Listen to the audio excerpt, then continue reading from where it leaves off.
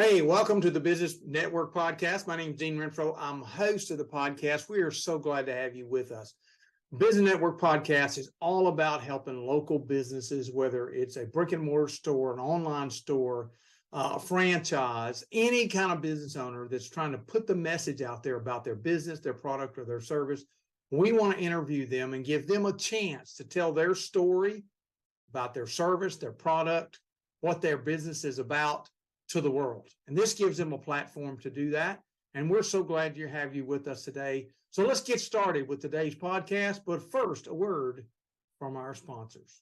There's a saying, you never get a second chance to make a first impression. Here at Lead Grabber, we agree. You've got one chance to grab the attention of your website visitors and one functional opportunity to lead them to action. With Lead Grabber, you can uniquely greet each visitor, encourage appointments to be set, capture more leads, give more value and access in a compelling way, funnel new customers into your sales process, facilitate new and more sales, save time and more money, build your brand, and so much more with custom integrations. Impress each and every one of your website visitors. Make your site stand out from ordinary websites and your competition. We invite you to get started with Lead Grabber today. Well, that was a great word from our sponsor. Appreciate everybody being with us today on the network podcast. It's an opportunity, I think, for all of us in today's world when we begin to talk about insurance, whether it's health insurance, life insurance, annuity insurance, any of the things that help our life be a little more secure, a little more peace in our hearts about we're taken care of, our loved ones are taken care of, if something happens, those kinds of things. And I know as I've gotten older and gotten to that magic age where I have to deal with Medicare, I know I had questions, and those were things I did. I paid in, but I never thought about I'm going to need to know what's going on. I just kind of assumed that when I got there, there'd be a path forward. And fortunately, I had the opportunity to talk to someone like Michelle about what direction to take and what steps to take in the process. And it's been good. But I know there's a lot of questions that viewers have about things like Medicare or life insurance programs or annuity programs that they fall into. Well, our guest today, Michelle, is going to tell you a little bit about herself, and then we're going to talk about her business today and probably hopefully answer maybe one of the questions you have. And if not, at least give you a way to reach out to her and connect and get your questions answered. So we're glad to have on our show, Michelle. Michelle, tell a little bit about yourself and your company. Okay, thanks for having me. My name is Michelle Mitchell, and I have an insurance agency called Right Track Financial. I've been in the Woodlands area for about 24 years. Married, I live here with my husband, Eric. I have two boys. They are 22. Christopher, he lives in Tomball. And Shane, he's my older one, 36. He lives in Austin with his wife, Priscilla, and my brand new grandbaby. Well, he's not really brand new. He's going to be a year old in March. I've been an independent life and health agent for 24 years as well. I got licensed the same month that we moved out here to the Woodlands. I do life, health, Medicare, and annuity business. And my agency I started back in January of 2020. And again, it's called Right Track Financial. And while it's only just me and one other agent in my company right now, I am looking at growing my agent base in the next couple of years. Well, I think really it's real important for all of us. First of all, congrats for being in business that long. A lot of people never that start out on their own and get in business for themselves don't have the luxury of getting to there. Most businesses don't last past 3 years, let alone 5, let alone 20. And so that's kudos to you for doing that. I know that's given you, I'm sure you've seen a lot of things change. There's been a lot of ups and downs in the market of insurance for sure. And that you've got a lot of experience. So I know when I went into this, one of the things I realized was important really quick after talking to numerous people in the process and companies was I need to talk to somebody that's not biased, so to speak. They're an independent. They're not the company person. because I'd get those calls, hey, you're due for a checkup, blah, blah, blah, you're coming up on this. And then I'd find out they're working for one company and they got one option. And I'm like, well, I don't know what I'm comparing here. So tell us a little bit, Michelle, about the importance of being an independent operator and what you bring to the table for people who might have questions about any of those elements. Okay.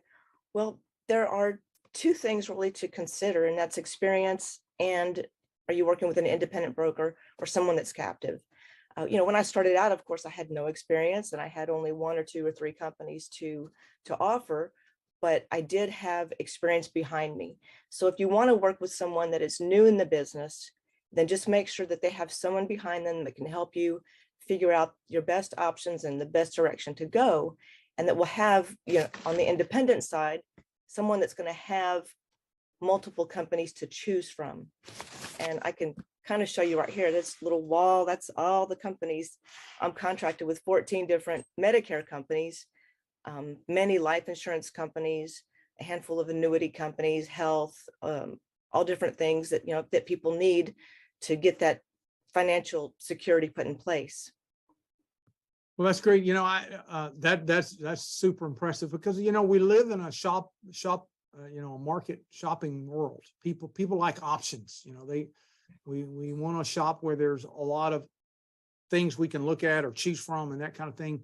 But as I discovered, you don't know, in some of these things, you don't know what you don't know.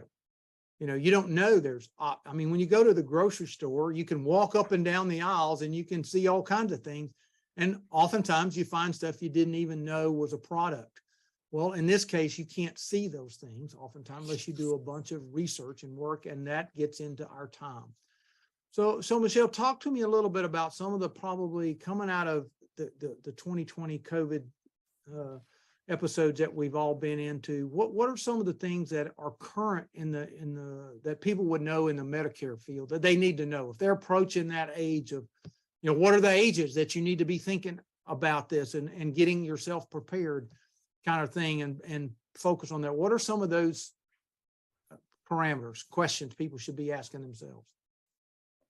Well, most people think that Medicare is, for old people, but it's, 65. I find it's not old anymore, but Medicare is also for people that are on disability. So I have a lot of younger people that have been on disability that get onto Medicare. And at that point, they don't really even think about there being additional coverages or options for them.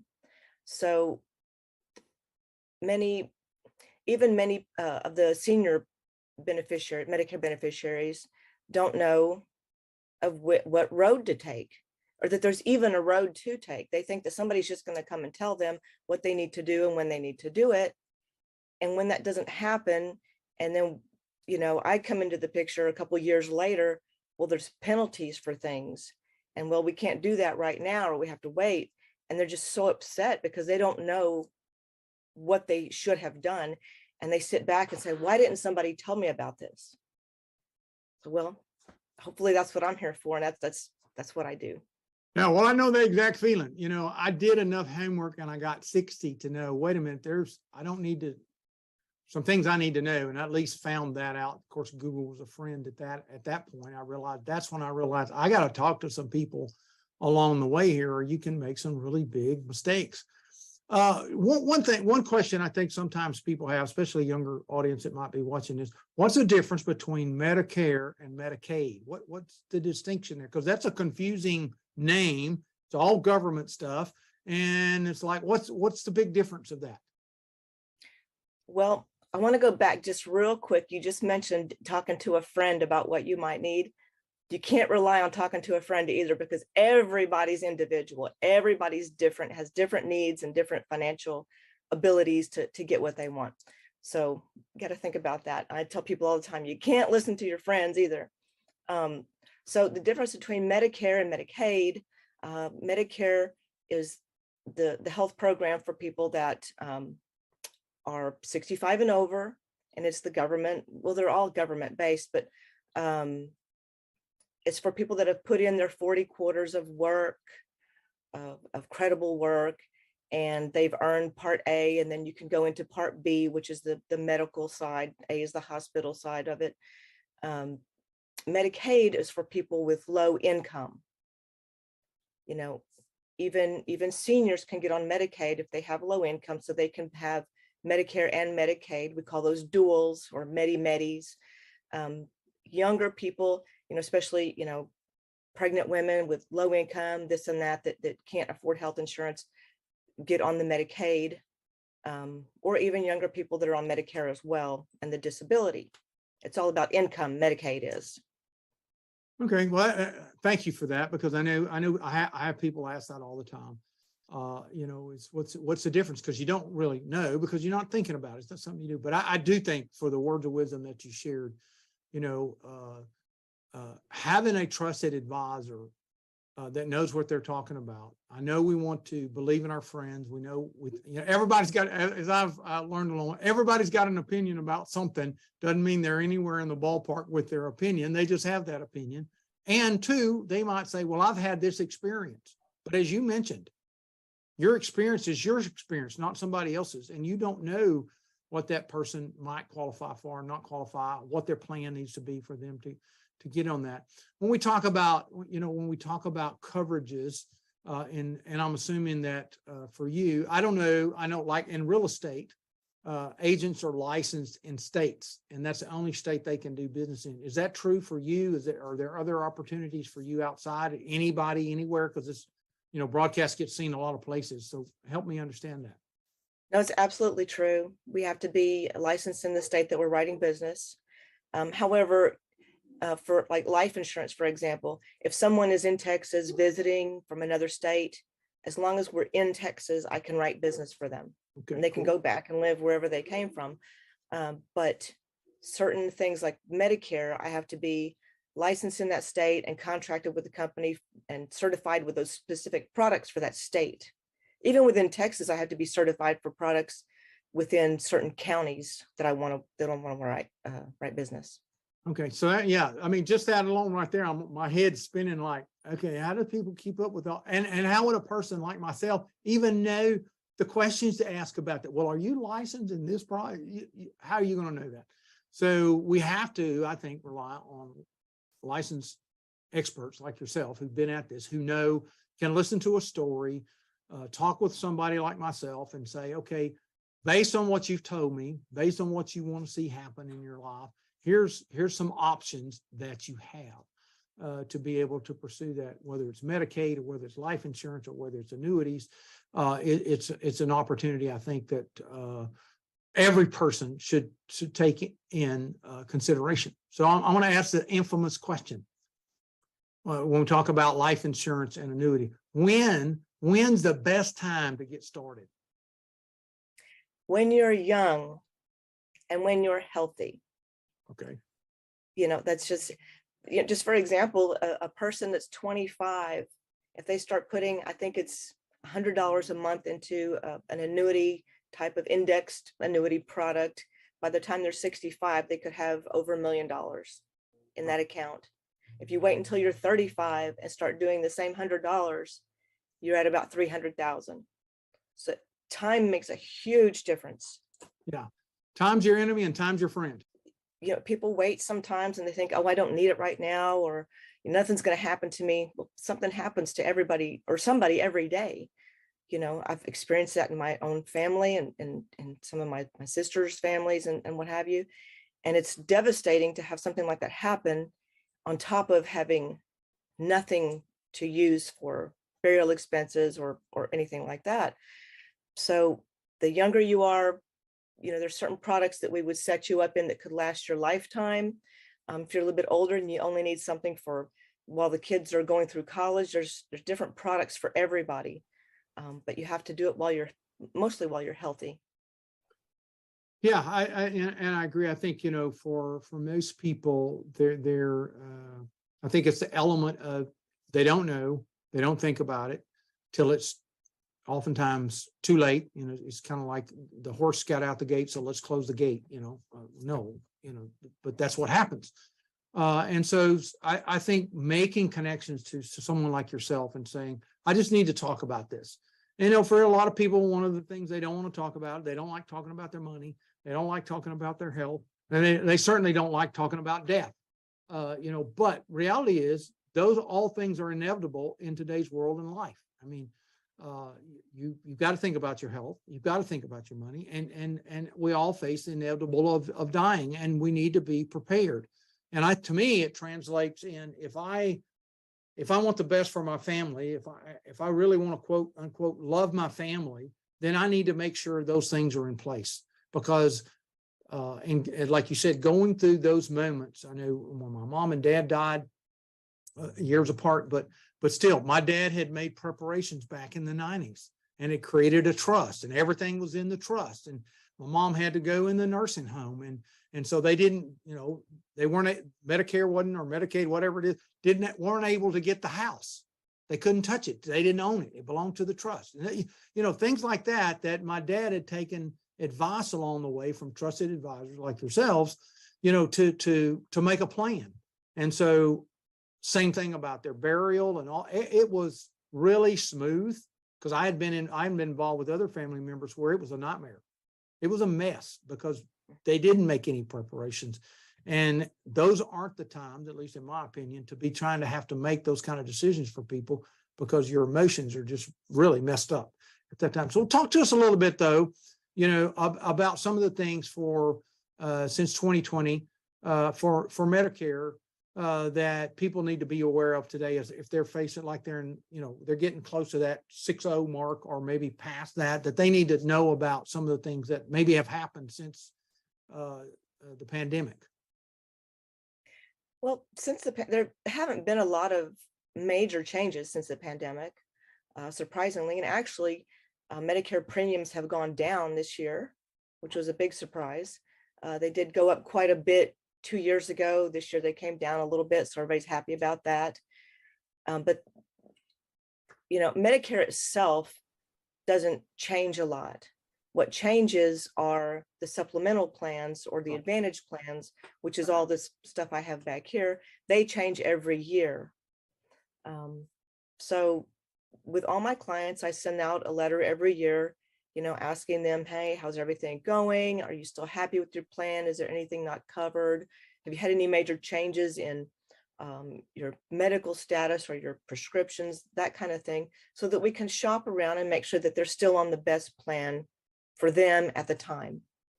Right. But as far as any major changes, I don't. Yeah, I think, again, see, ignorance, is it shines through. Open your mouth and stick your foot in it, kind of thing. And that's really what I was talking about, is the supplement companies, because like I said, my Medicare hasn't changed much, other than, hey, I got a raise this year. Not much, but I got one. But it also affected, my Part B supplement components. And those are questions you need to have, and without someone talking to you, really don't know. You just kind of assume, it's there, it's what it is, not much I can do about it. And then yet oftentimes I found, I'm sure I know you have, that there is something you can do to your advantage, because something needs to be done. And wait, at least I've seen this in just a couple of years I've had it, is, oh, this company doesn't offer that in their supplement, but I can get this supplement company over here that offers that at the same price. And I need that at this point, it could be any number of things, but talk a little bit about, questions that you kind of help people through in that component. Well, people always ask me, well, what's the best plan? So, well, I don't know. We got to talk first, Right. Yeah. Who are your doctor? What medications do you take? What do you need? Dental coverage or glasses or hearing aids, what kind of things do you need? So, going back to asking your friend about what do they have, a lot of times I'll come back and say, well, what plan does your friend have? I don't know. Well, that's what matters. So let's figure out what you need specifically. And so I go through, with who are the doctors that they're just, in love with and don't want to lose. What medications do they take? Where do they live? What are their concerns, long-term kind of things. And then that kind of helps me whittle down from 14, 15 different companies, especially if we're talking about advantage plans, because advantage plans are completely different than Medicare supplements. So we go through how all those options work and what works best for that person, and then we make a choice from there after kind of putting it in a funnel. Yeah. Well, that certainly makes sense because again, oftentimes we go into this, especially this age of part of our life, with not even knowing the questions to ask. And it definitely, what you've expressed here to me is it takes a conversation. It takes somebody, like you said, that's got experience enough to ask the right questions. Because if you don't ask the right question, you don't get the right answer. And that's what people don't realize. Anybody can ask questions, but you got to ask the right question to get the right answer, to get what you need. And I think that's important for people because it helps establish peace of mind. It helps establish a path forward. They understand what's going to happen when they have somebody like you versus talking to a computer or got information online, or they got it from their friend, or all those kinds of things. So Michelle, if our viewers and listeners want to get a hold of you to seek out some of that information, and I encourage everybody that's watching and listening, to take advantage of the opportunity to talk to Michelle about this part of your life and what's there, not just the Medicare part, but life insurance and annuities as well, because that's really important. How would they get a hold of you? Okay, well, first of all, conversation with me does not cost you anything. I've left many homes where I've told people, you're good where you're at, you need to keep what you have. So I wouldn't want somebody to feel like they're obligated to buy something just if they talk to me, because that's not how I work. You can reach me at my phone number, my cell phone. I answer 24 hours a day. I've had the same number for 25 or 30 years. It's 713-515-3196. My email is msagent1999@gmail.com. So it's like Miss Agent 1999@gmail.com. Thought it was cute at the time. A little funny now, but yeah, that's when I got licensed, was in 1999. I'm on Facebook. Just search for Right Track Financial. Okay. And my website is www.righttrackfinancial.com. Okay, great. That's awesome. Well, hey, Michelle, again, I appreciate you being on our show today. I know you, I just expect you're going to get some responses from this just because people need to know. But as we kind of wrap up here, what's one thing you would share with people, one tip that you would share with our viewers today? Get started early. If you have someone you're responsible for life insurance, get it on them. If you have a family, get life insurance on yourself. Take care of your family. If something happens to you, that's the most important thing. Well, I appreciate that, Michelle. Hey, thanks everybody for being on the show today. We appreciate you being a part of it. Again, I encourage you to reach out to Michelle. See you next time. Thank you, Dean. Wow, what a great show today. I appreciate our guests, each and every one of them, as they come on and are part of the Business Network podcast. You too perhaps might be a business owner and you'd like to feature your business and tell your story, and we'd love to have you as a guest. You can go to the businessnetworkpodcast.com and you can see the link here on the screen and just fill out an application. It's not an obligation to be on the show, but we want to start the process with you to be able to say, hey, let's talk about your business and see how this podcast could be a great fit for you and for you to get the assets that go along with this show to be able to promote your business in a lot of different places. So, hey, thanks again. We look forward to you being with us again on the Business Network podcast. Talk to you soon.